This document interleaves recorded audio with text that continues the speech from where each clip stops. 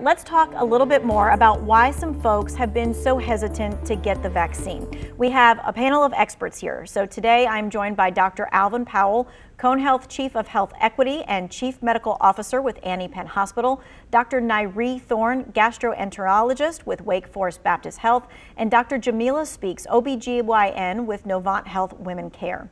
Thank you, all of you, for joining us today, taking your time and giving us your expertise with this. We're going to go through a whole series of questions. So first and foremost, hesitancy is one of the biggest barriers that health systems face in getting the vaccine into communities of color. So we're going to start by talking about that. We just heard a bit from Chancellor Martin from North Carolina A&T. We've heard from others as well about them calling into question the Tuskegee experiment. For those who don't trust the vaccine, to that specific experiment and others, Dr. Thorne, let's start with you. What do you say is different about this vaccine process? Sure.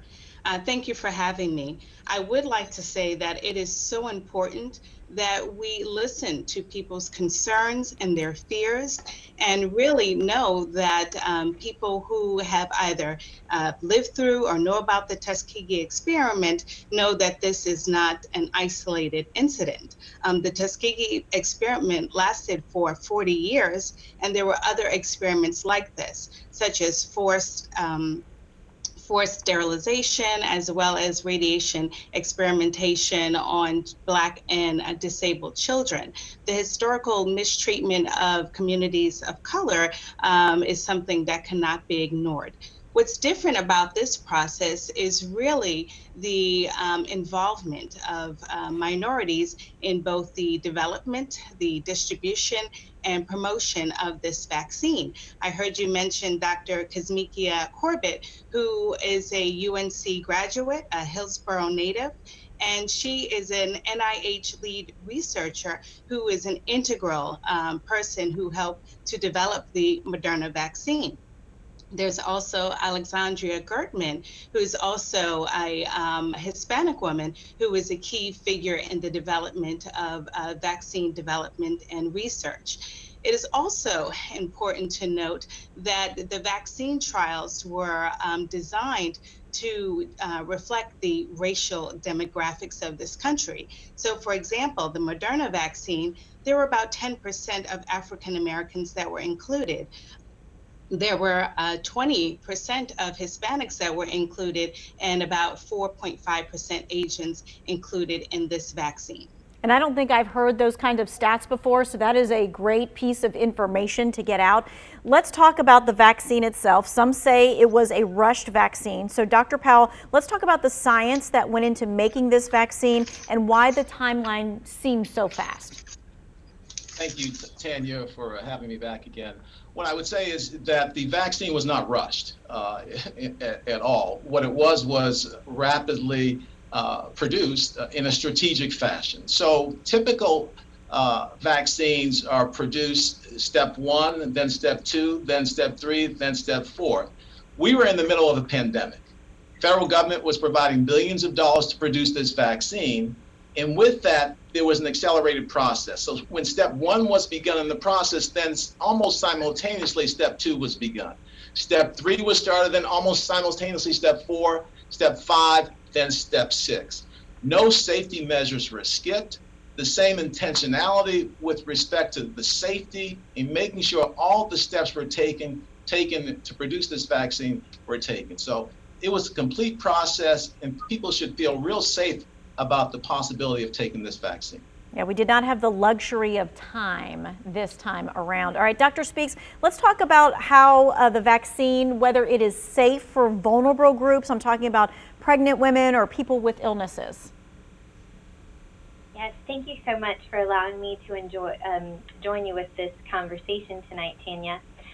Pertaining to pregnant women, as an OBGYN, although we don't have data directly tested in pregnancy, we do feel that this COVID-19 vaccines that we have available are safe for pregnant women.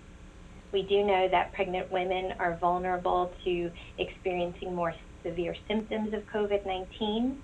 Typically, we provide vaccines throughout pregnancy for influenza and Tdap, for example, because these are not live virus vaccines or live attenuated vaccines.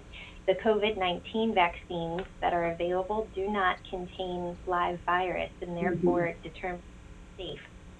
As it pertains to other vulnerable groups, we know that people with chronic illnesses may experience more severe illness with COVID-19 and experience death.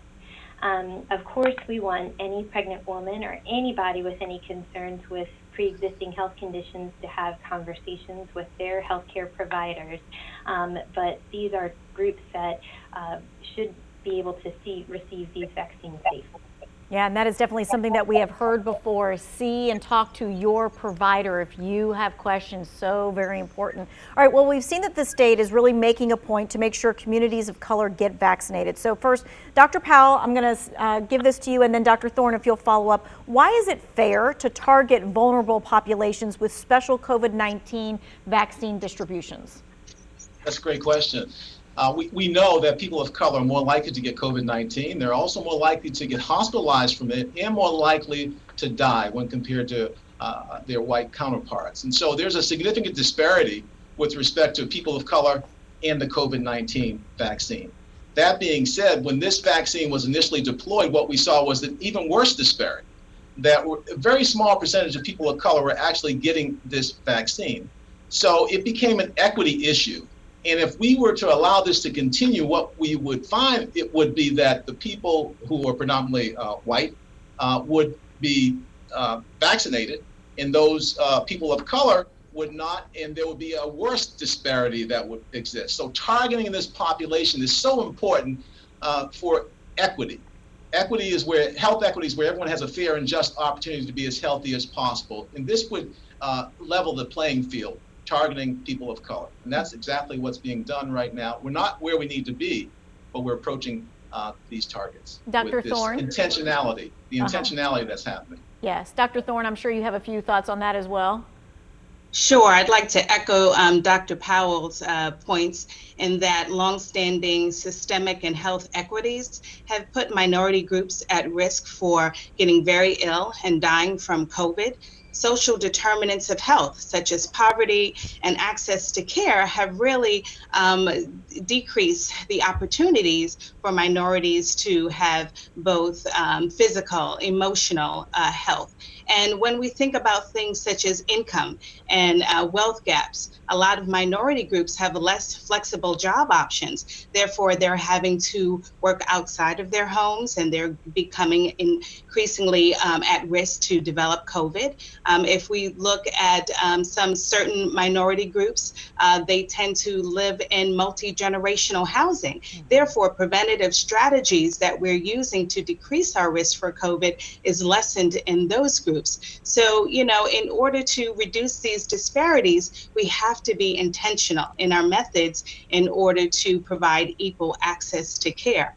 In Forsyth County, Wake Forest Baptist Health, as well as Forsyth County Health Department and Novant, we're all teaming together to try and improve vaccination rates. And by targeting our vaccination goal of at least 40% of vaccines going to historically marginalized communities, we're hoping to increase our vaccination efforts. All right, so this has been our first round of Q&A here. Stick around because we are not finished. When we come back, we're going to be talking about the other problem people are running into, and that is getting that vaccine appointment. We're going to go through the process, so you don't want to miss it.